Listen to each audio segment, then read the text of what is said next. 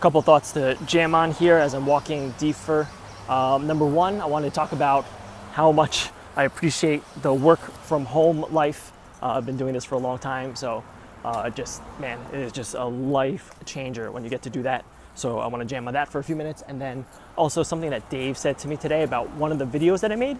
I made a video about Amy's meal prep and how she does her egg muffins. So he mentioned a comment. I'll try to clip that into this video. Actually, I'll clip it in right here so you can see it. And so I'm gonna jam on that for a moment as well. In the mornings, we'll wake up. Usually, I'll just like kind of do my morning routine thing, coffee, shake, whatever. And then I will, while Amy's getting ready, I'll just do like random bullshit. So like today, I had to, I sent a couple emails to New York City Reforge people, see if they wanted me for coffee. Took care of booking a flight to San Francisco that I got coming up in a couple weeks. You know, just like little mundane things that I can get done. And while we're doing that, I make Amy coffee, she drinks it, we chat, and you know, we kind of just like hang out with Deefer. So that's the morning, there's no serious rush to it, which is super nice. Walk Amy to the train stop, that's when Deefer and I take our morning walk. And when I get back, that's when I do my morning commute to Starbucks. Then once I'm at Starbucks, I can just sit there and just get like crazy amount of work done. So I write for I write for about an hour, and then I work on Reforge stuff for another 2 hours and a half.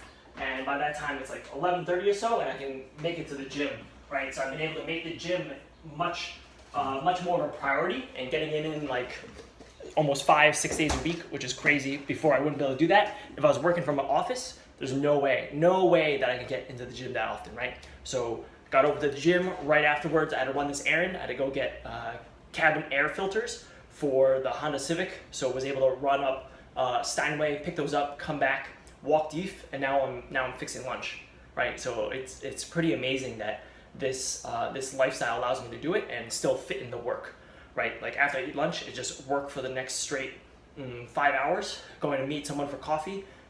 Once she leaves, then I'm just gonna stay there and keep working, right? So I can fit everything in, make it work my lifestyle, and it's just awesome. And I really appreciate it. I really appreciate the balance between life and fitness and my relationships. Like my relationships are so much better because of this flexibility. And man, I would just recommend it to everyone. For all the people who say, oh, there's no way I could do that because I would end up watching TV or I wouldn't get anything done. Like, no, there's no way. You would find ways to get things done, and your life would just be so much better. You know, I don't know if ultimately we're all gonna move in that direction where we're all working from home, but man, there's just some huge benefits to it, and would highly recommend it. The second thing that I want to talk about is something that Dave said. He said that the video that I shot with Amy was really good, and that if we threw some soft music behind it, it would have felt like a food video, right? Like I think Barefoot Contessa is the comparison that he gave. And my reply was that, yeah, I agree that adding music would have made it better. But again, I'm just like, I was in this document versus create mindset, right? And so that's from Gary Vaynerchuk. Just document things, don't worry about creating, and that way you make sure that you produce content. The main idea behind document versus create is to make sure that you're producing. You don't let paralysis set in, and you're constantly doing something. And I think that the corollary to that is not just document but create. It's not document but create, it's document and create. So let me explain what I think that means. I think it means that yes, you should be documenting because it allows you to get over the analysis paralysis, but ultimately, if you're creating something, right, you want to create something awesome. That's what is going to get attention. And so at first you go ahead and you document, you make sure you get the journey down, but when you have time, that's when you also have to create, right? You have to take chances, you have to try different things.